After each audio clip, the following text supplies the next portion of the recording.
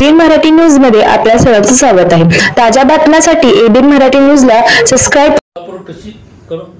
सोलापूर कृषी उत्पन्न बाजार समिती सोलापूर या बाजार समितीच्या संचालक मंडळ निवडणूक सन 2024-25 ते सन 2029-30 च्या निवडणुकीमध्ये नामनिर्देशन पत्र विक्री व स्वीकृतीचा टप्पा सुरू आहे। 7/10/2024 रोजी एक दिवसाचं नामनिर्देशन पत्र विक्री व स्वीकृती झाली होती। त्याच्यानंतर उरलेले 4 दिवसाचे 25/3/2025 ते 28/3/2025 पर्यंत हा 4 दिवसाचा टप्पा आहे। त्यातील आज 27/3/2025 रोजी पर्यंत नामनिर्देशन फॉर्मची विक्री 787 ची आहे व नामनिर्देशन पत्र स्वीकृती हे 209 फॉर्म स्वीकृत झालेले आहेत, जमा झालेले आहेत।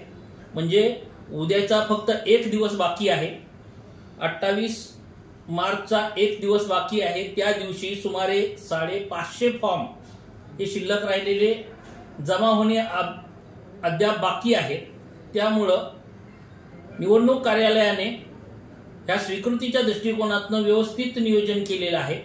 माझं सर्व पात्र इच्छुक उमेदवारांना कळकळीचं आव्हान असं आहे की फॉर्म सबमिट करताना फक्त उमेदवार आणि सूचक यांनीच फक्त नामनिर्देशन पत्र स्वीकृती कक्षात प्रवेश करायचा, या दोघांनाच फक्त प्रवेश दिला जाईल।